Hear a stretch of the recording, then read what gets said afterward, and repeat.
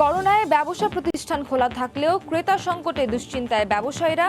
নির্ধারিত সময়ে ব্যাংক ঋণের কিস্তি পরিশোধ নিয়ে শঙ্কা, ছাড় দেওয়ার পরামর্শ অর্থনীতিবিদদের। ২৭ বছর পর আখাউড়া স্থলবন্দর নিয়ে সব ধরনের পণ্য আমদানির অনুমতি, স্বস্তিতে ব্যবসায়ী ও বন্দর কর্তৃপক্ষ, রাজস্ব বাড়ার আশা। রাজশাহীতে স্মার্ট প্রিপেড মিটারে বেড়েছে বিদ্যুৎ বিল, সার্ভার জটিলতায় ভোগান্তি চরমে, মিটার অপসারণের দাবি, সেবা বাড়াতে উদ্যোগের দাবি কর্তৃপক্ষের। এবং করোনার নতুন ধরন রুখতে জার্মানির সীমান্তে কড়াকড়ি, প্রবেশ করা যাচ্ছে না নেগেটিভ সনদ নিয়েও। সেপ্টেম্বরে নিজেদের তৈরি 10 কোটি ভ্যাকসিন আনছে ইতালি।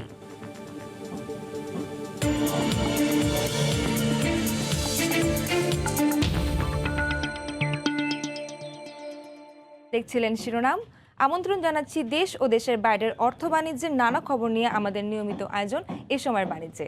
আপনাদের সঙ্গে আছি আমি নাবিলা সোহার। ব্যবসা প্রতিষ্ঠান খোলা, কিন্তু ক্রেতা সংকট। করোনাকালে এমন অবস্থা বিরাজ করছে মার্কেটগুলোতে। এরই মধ্যে ঋণের কিস্তি পরিশোধের নির্দেশনা দুশ্চিন্তায় ফেলেছে ব্যবসায়ীদের। করোনার ধাক্কা সামলিয়ে উঠতে ঋণ পরিশোধে আরও সময় বাড়ানোর দাবি তাদের। পরিস্থিতি বিবেচনায় একই মত অর্থনীতিবিদদের। কাজল আব্দুল্লাহর রিপোর্ট। করোনার প্রভাবে গত বছরে বিপণী বিতান সহ সব ধরনের ব্যবসা প্রতিষ্ঠান কয়েক মাস বন্ধ থাকার পর সীমিত করা হয় জনসমাগম। এতে বেচাকেনা কম হয়, ক্ষতিগ্রস্ত হন ব্যবসায়ীরা। এমন অবস্থায় ব্যাংক ঋণ পরিশোধে কিস্তি বন্ধের নির্দেশনা দিয়েছিল বাংলাদেশ ব্যাংক। তবে দৈনন্দিন কার্যক্রমে বর্তমানে গতি আসায় প্রায় 9 মাস পর চলতি বছরের জানুয়ারি থেকে ঋণ পরিশোধের নির্দেশনা দিয়েছে কেন্দ্রীয় ব্যাংক। এতে স্বস্তিতে রয়েছে ব্যাংকগুলো। করোনাকালীন সময়ে ব্যবসা বাণিজ্যের সারা পৃথিবী জুড়েই একটা ক্ষতির সম্মুখীন হয়। সো এই মুহূর্তে আমার মনে হয় যে আর সময় না বাড়ানোর সিদ্ধান্তটা বাংলাদেশ ব্যাংক খুব সুন্দর একটা সিদ্ধান্ত নিয়েছেন। বাংলাদেশ ব্যাংক যে পদক্ষেপটা নিয়েছে এটা খুব ভালো একটা পদক্ষেপ, কারণ বাংলাদেশ ব্যাংক তো গত বছর 2 দফায় কিস্তিটা বর্ধিত করেছে আর কি, কিস্তি পেমেন্টটা। তো বেসিক্যালি তারা যেটা করলো যে জানুয়ারি থেকে এই কিস্তি পেমেন্টটা স্টার্ট করে দিল, সেটি ওয়ার্কিং ক্যাপিটালের ক্ষেত্রে। তবে কেন্দ্র ব্যাংকের নতুন নির্দেশনায় লোকসান থেকে ঘুরে দাঁড়ানো কঠিন হবে বলে জানান ব্যবসায়ীরা। যেহেতু আমরা 2 মাস 2.5 মাস দোকান বন্ধ ছিল, এরপরে আমরা কোরবানি ঈদ, রোজার ঈদ এগুলো পাই নাই, শীতেও খুব ভালো ব্যবসা করতে পারিনি আমরা। তো এখন এই মুহূর্তে কিস্তির টাকাটা ফেরত দেওয়াটা আমার জন্য একটু কঠিনই। করোনার পরিস্থিতির পরে কিন্তু অনেক কিছু দাম বাড়ছে, কিন্তু সেই পর মানুষের ইনকামও নাই। তো একদিকে হলো ইনকাম করতে হবে, খাইতে হবে, অন্যদিকে ব্যাংকের ঋণটাও চালাইতে হবে। তো এত কিছুর মাঝখানে আসলে ব্যাংক ঋণটা হয়তো বা সরকার চাইলে আরো কয়েকদিন বন্ধ রাখতে পারতো। এমন অবস্থায় ঋণ পরিশোধে ব্যবসায়ীদের আরো সময় দেওয়ার পরামর্শ অর্থনীতিবিদদের। ব্যাংকেরও আবার গ্রাহকদের সুবিধাটাও দেখতে হবে, কিন্তু সেটা আসলে কতদিন দেখবে। সিম্পল ইন্টারেস্ট রেটের যে সময়সীমা সেটা ডিসেম্বর পর্যন্ত ছিল। আমার মনে হয় আরো মাস 3 এটা কেন্দ্রীয় ব্যাংক চিন্তা করতে পারে, তাহলে গ্রাহকদের একটা সুবিধা হবে। 3 দফায় বাড়িয়ে গত ডিসেম্বর পর্যন্ত ব্যাংক ঋণের কিস্তি পরিশোধে নিষেধাজ্ঞা ছিল বাংলাদেশ ব্যাংকের। আব্দুল্লাহ, সময় সংবাদ, ঢাকা। ব্রাহ্মণবাড়িয়ার আখাউড়া স্থলবন্দরে রপ্তানির পর এবার আমদানির দ্বার পুরোপুরিভাবে উন্মোচনের ঘোষণায় ব্যবসায়ীদের মাঝে ব্যাপক উৎসাহ উদ্দীপনা বিরাজ করছে। তাদের মতে এই বন্দরটি দিয়ে আমদানির পথ সুগম হওয়ার ভারতে 7 সিস্টার্সের সঙ্গে যুক্ত আখাউড়া স্থলবন্দরটি চাঙ্গা হয়ে উঠবে। বাড়বে সরকারের রাজস্ব। জুয়েলুর রহমানের ক্যামেরায় উজ্জ্বল চক্রবর্তীর রিপোর্ট। ব্রাহ্মণবাড়িয়া আখাউড়া স্থলবন্দরে দীর্ঘ 27 বছর পর আমদানির দ্বার উন্মোচন হওয়ার খবরে ব্যবসায়ীদের মাঝে স্বস্তি ফিরেছে। ব্যবসায়ীরা জানান, দীর্ঘদিন ধরে এই স্থলবন্দরটি দিয়ে শুটকি, হিমায়িত মাছ, সিমেন্ট, সয়াবিন, প্লাস্টিক পণ্য, কয়লা সহ অন্তত 42টি পণ্য রপ্তানি হয়ে আসছে। পক্ষান্তরে নামমাত্র আমদানি হতো বোল্ড পাথর, সিএনজি অটো পার্টস, ফুলের ঝাড়ু, সাকরা, তরল রাবার সহ কয়েকটি পণ্য। তবে চাহিদা না থাকায় এসব পণ্য আমদানিতে আগ্রহ ছিল না বাংলাদেশের ব্যবসায়ীদের। এরই মধ্যে ভারতের ব্যবসায়ীরা আমদানি কমিয়ে দেয়ায় শতভাগ রপ্তানিমুখী বন্দরটি অনেকটাই ছিনিয়ে পড়ে। 9 ফেব্রুয়ারি স্থানীয় সংসদ সদস্য আইনমন্ত্রী আনিসুল হকের মাধ্যমে স্থলবন্দরের ব্যবসায়ীদের কাছে খবর আসে নিষিদ্ধ ঘোষিত পণ্য ছাড়া সব ধরনের পণ্য আমদানির অনুমোদন হয়েছে। এমন খবরে স্থলবন্দরের ব্যবসায়ীরা উচ্ছ্বাস প্রকাশ করেছেন। এই ঘোষণা বাস্তবায়নের মধ্য দিয়ে স্থলবন্দরটি চাঙ্গা হয়ে উঠবে বলে মনে করেন বন্দরের ব্যবসায়ীরা। যেহেতু আমদানির অনুমতি আমরা পেয়েছি, এই বন্দরটা একেবারেই ড্যামেজ হয়ে গিয়েছিল। ব্যবসায়ী কার্যক্রম শুরু হবে, এখানে হাজার হাজার লোকের কর্মসংস্থান হবে, প্লাস আমাদেরও যারা আমরা ব্যবসায়ীরা জিম্মি পড়েছিলাম আমাদেরও একটা ব্যবসায়ী ব্যাপারে লাভবান হবো আমরা। স্থলবন্দরের কর্মকর্তা জানান এই ঘোষণা বাস্তবায়নের মধ্য দিয়ে ঝিমিয়ে থাকা বন্দরটি এখন বেনাপোলের মতো চাঙ্গা হয়ে উঠবে। আখাউড়া স্থলবন্দরটি এতদিন শতভাগ রপ্তানিমুখ স্থলবন্দর ছিল। নিষিদ্ধ পণ্য ব্যতিরেকে সকল পণ্য আমদানি শুরু হলে রপ্তানিও বৃদ্ধি পাবে এবং আমদানিও বৃদ্ধি পাবে।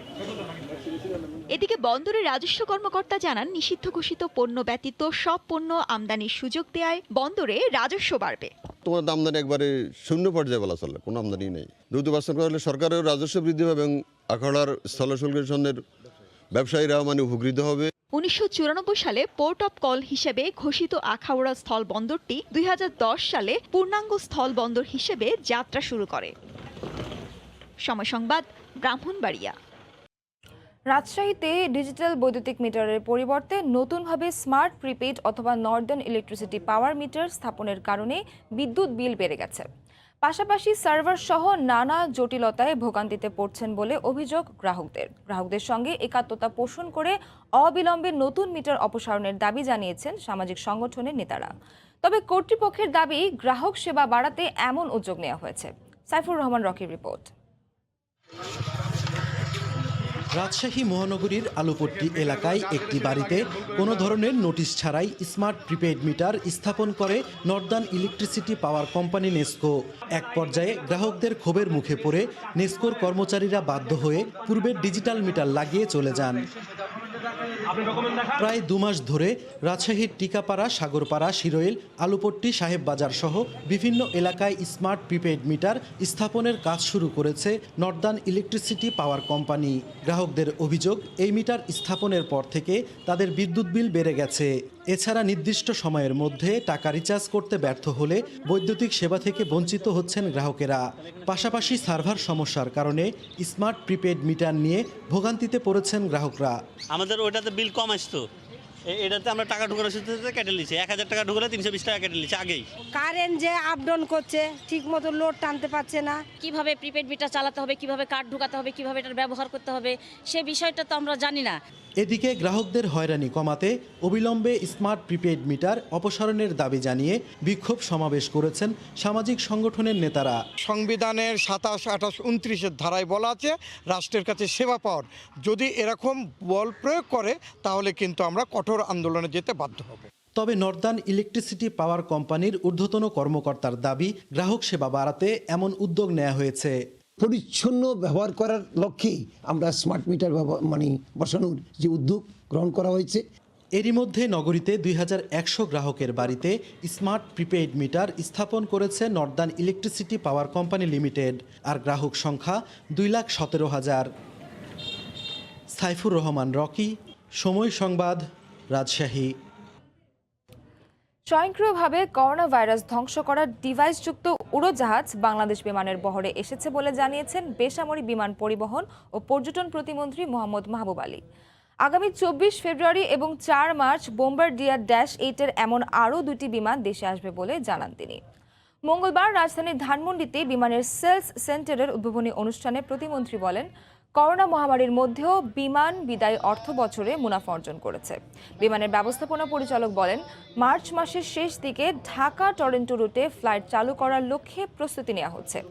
প্রতিযোগিতায় টিকে থাকতে পরিচালনা পর্ষদের চেয়ারম্যান কর্মকর্তাদেরকে বিমানের সেবার মান উন্নয়নের তাগিদ দেন। অনুষ্ঠানে জানানো হয়, ধানমন্ডির সেলস সেন্টার চত্বরে টিকিটের পাশাপাশি বিমান পোল্ট্রি কমপ্লেক্স উৎপাদিত মাছ, মাংস সহ বিভিন্ন পণ্য কিনতে পারবেন ক্রেতারা। আগে মাত্র যেটা বোম্বার্ডিয়ার -8 এসছে, আমরা উদ্বোধনী অনুষ্ঠানে আমরা দেখেছি ওইখানে এমন ডিভাইস আছে যে কোভিড-19 যে সংক্রমণ বা ভাইরাস, ওইগুলো ওই ডিভাইসের কারণে বিমানের ভিতরে অটোমেটিক্যালি ওইগুলো মরে যাবে। আগামী 24 ফেব্রুয়ারি আমাদের বোম্বার্ডিয়ার -8 আরেকটা আসবে। তারপরে 4 মার্চ দ্বিতীয় বিমানটি আমাদের আসবে।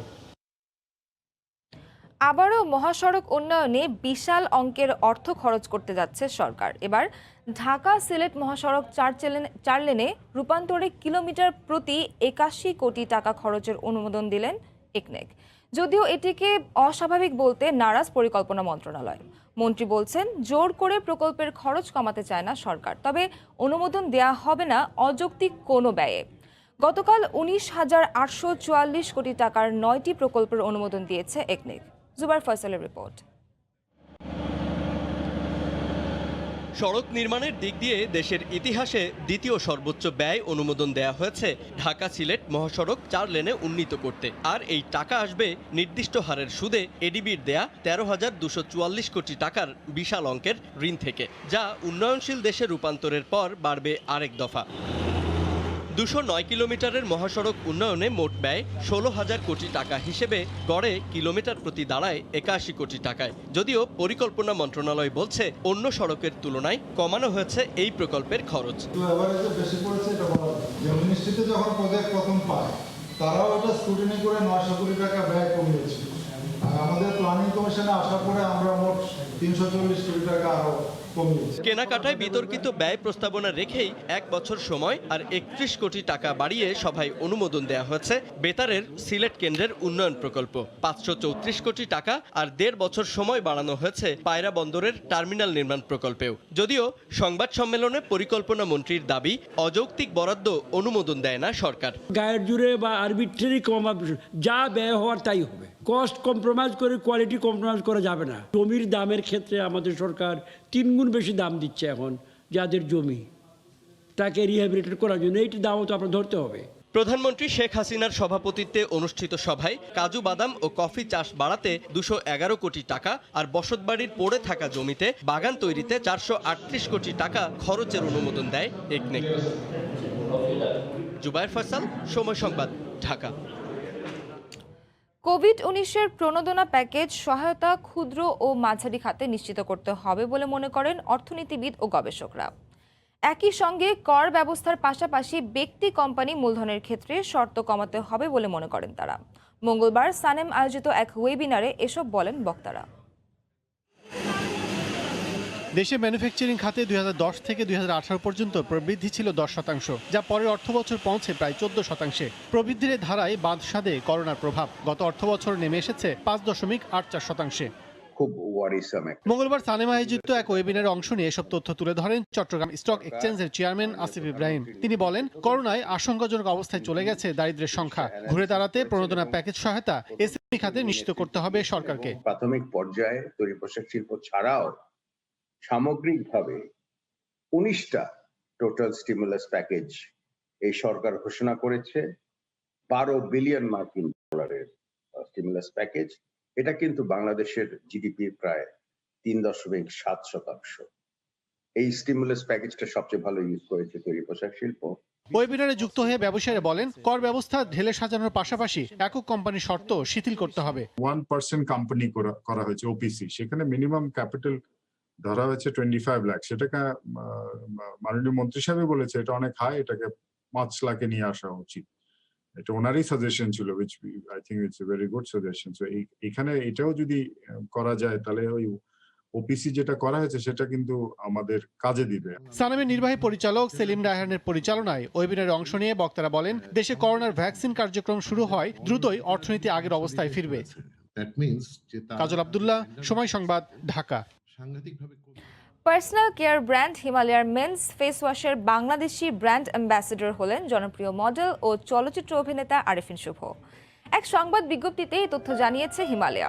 সুনামধন্য অভিনেতা হওয়ার পাশাপাশি আরেফিন শুভ একজন ইউথ আইকন এবং দর্শকপ্রিয় অভিনেতা। তার মতো একজন ব্যক্তিত্ব পেয়ে আনন্দিত হিমালয়ার কর্তৃপক্ষ। এছাড়া দেশের তরুণদের স্টাইল চর্চায় হিমালয়া মেন হয়ে উঠবে নিত্যদিনের সঙ্গী, এমনটাই আশা করেন হিমালয়া বাংলাদেশের বিজনেস প্রধান শ্রীকান্ত আয়ার।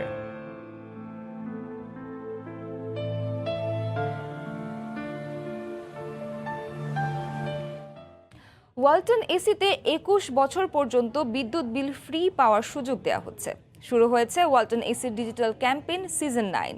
এর আওতায় সারা দেশের ওয়ালটন শোরুম ও অনলাইন প্লাজা থেকে যে কোনো মডেলের স্লিট এসি কিনে ডিজিটাল রেজিস্ট্রেশন করলেই আছে 21 বছর পর্যন্ত বিদ্যুৎ বিল ফ্রি হওয়ার সুযোগ। মঙ্গলবার রাজধানীতে ওয়ালটনের কর্পোরেট অফিসে এক অনুষ্ঠানে এর তথ্য জানানো হয়। এ সময় ওয়ালটন হাইটেক ইন্ডাস্ট্রিজ লিমিটেডের ঊর্ধ্বতন কর্মকর্তারা উপস্থিত ছিলেন।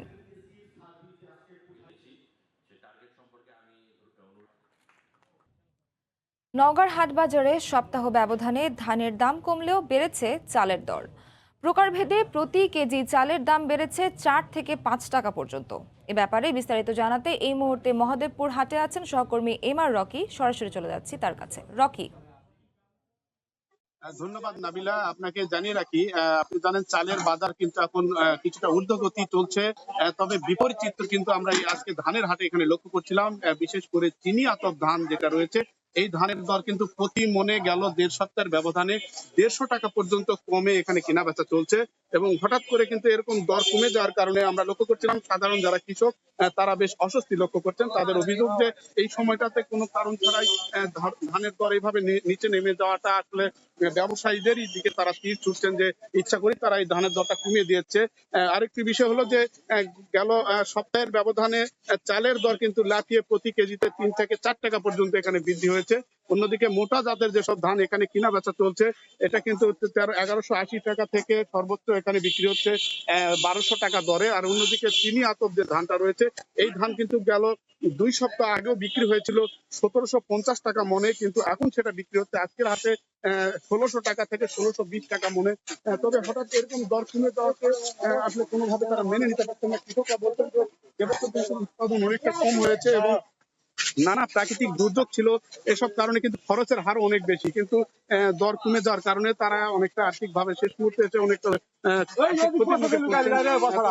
ধান এবং চালের একটা অসম বাজার ব্যবস্থা কিন্তু গেল 1 মাস ধরে চলছে। এবং জেলায় কিন্তু গেল বছরের যে চিনি আতপ ধান বিক্রি হয়েছিল 1900 টাকার উপরে, কিন্তু এবার প্রথম থেকে কিন্তু 1400 থেকে 1450 এবং সর্বোচ্চ 1600 টাকা দরে এই ধান এখানে কিনা বেচা চলছে। অন্যান্য যেসব ধান রয়েছে এই ধানের দর কিন্তু তুলনামূলক কিন্তু 100 টাকা থেকে কিন্তু 150 টাকা পর্যন্ত কম বেশি ওঠানামা করছে। তবে ব্যবসায়ীরা বলছেন যে বাজারে চাহিদা কম থাকার কারণে তারা এই ধানের দরটা কিছু কমে কিনছেন এবং এই দিক থেকে কিন্তু কৃষকরা আর্থিক ক্ষতির মুখে পড়ছেন। তো সব মিলে কিন্তু চালের বাজারের বিপরীত চিত্র কিন্তু আমরা এই হাটে লক্ষ্য করছি ধানের দরের ক্ষেত্রে। তো এই ছিল নাবিলা, নওগাঁর মহদেবপুরের ধান কেনা বেচার খবর আমার কাছে। মহদেবপুর হাট থেকে চালের বাড়তি দরের সবশেষ জানাচ্ছিলেন সহকর্মী এমআর রকি। তৈরি পোশাক খাতের করোনা সংকট দূর করতে প্রণোদনা ঋণ পরিশোধের সময়সীমা আরও 6 মাস বাড়ানোর আশ্বাস দিয়েছেন প্রধানমন্ত্রী। এই কথা জানিয়েছেন বাণিজ্য মন্ত্রী টিপু মুনশি। গতকাল রাজধানীর একটি হোটেলে পোশাক খাতের শীর্ষ সংগঠন বিজিএমইএর নির্বাচন উপলক্ষে সম্মিলিত পরিষদ আয়োজিত প্রচারণা অনুষ্ঠানে এই কথা জানান মন্ত্রী। এ সময় 4 এপ্রিল অনুষ্ঠিত হতে যাওয়া নির্বাচনে সভাপতি নির্বাচিত হলে পোশাক খাতের আগামীর চ্যালেঞ্জ মোকাবিলা করার পাশাপাশি বিশ্ববাজারে বাংলাদেশের ভাবমূর্তি উজ্জ্বল করতে কাজ করার প্রতিশ্রুতি দেন সম্মিলিত পরিষদের প্যানেল প্রতিনিধি ফারুক হাসান। আমাদের এই যে টাকা দিয়েছে, আমাদের অবস্থাটা কিন্তু ঘুরে দাঁড়ায়নি। আমরা ট্রাই করছি, লড়াই করছি, বিপদ থেকে উত্তরের চেষ্টা চালাচ্ছি। আর একটু সময় আমাদের দরকার। Please consider that. উনি শুনলেন, আশ্বাস দিলেন। আশা করছিলাম না উনি সেরকম 6 মাসের কথা বলেছি আমরা, আমাদের দেবেন সেটা, এরকমই আমরা মনে করি। খেজুর রস বিনে শীতের উৎসব অনেকটাই অপূর্ণ। মনে আশা থাকলেও অনেকের ভাগ্যেই জোটে না ঐতিহ্যের স্বাদ নেয়ার সুযোগটুকু। আকাঙ্ক্ষা যখন আক্ষেপে রূপ নিয়েছে, তখন যশোরের বাঘারপাড়ার মাওলানা ফারুক শুরু করেন এক ব্যতিক্রমী উদ্যোগ। বিনামূল্যে খেজুর রস সরবরাহ করছেন পুরো জনপদে। 3 বছরের কর্মকাণ্ডে দূর দূরান্তেও তার পরিচিতি রস কাকা হিসেবে। যশোর থেকে জুয়েল মৃধার তথ্য ও আবুল কালাম আজাদের ছবি নিয়ে রিপোর্ট। পেশায় শিক্ষক, পাশাপাশি বিবাহ রেজিস্ট্রার হিসেবেও কাজ করেন। তবে যশোরের বাঘারপাড়া উপজেলার মাওলানা কাজী ফারুক হোসেনের পরিচিতি রস কাকা হিসেবে। 3 বছর ধরে তিনি বিনামূল্যে খেজুর রস পান করানোর ব্যতিক্রমী সেবামূলক এই কাজটি করছেন। নিজের গাছ সহ গ্রামের মানুষের পরিত্যক্ত গাছগুলোকে কেটে রস সংগ্রহ করেন তিনি। বাদুড় ও অন্য পাখি থেকে নিরাপদ রাখতেও ব্যবস্থা নেন। রস আহরণের পর মাইকিং করে গ্রামবাসীকে জড়ো করেন। 58 বছর বয়সী এই মানুষটি অন্যের তৃপ্তি দেখে সব কষ্ট ভুলে যান। কেউ কেউ রস খেয়ে বলে 5 বছর, 7 বছর, 10 বছর পরে আমি এই রস পান করেছি।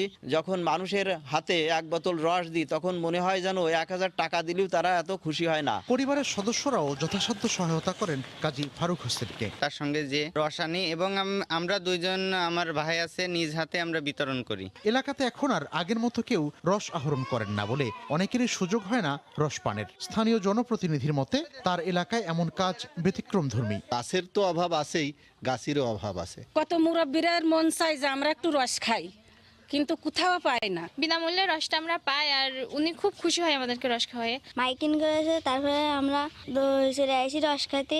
আমাদের এতটুকু রস লাগবে, উনি আমাদের বাড়ি পৌঁছে দিয়ে আসেন।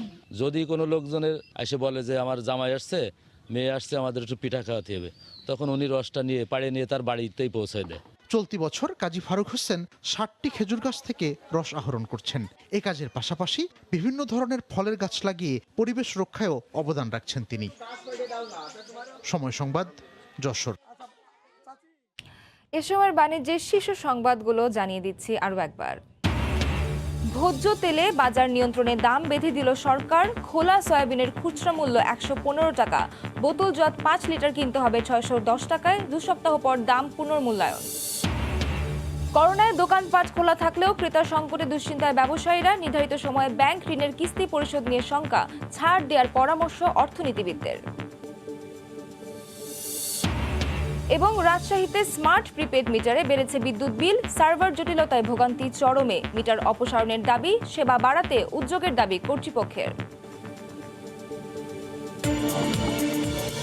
এ ছিল এ সময় বাণিজ্যের সঙ্গে থাকুন সময়ের।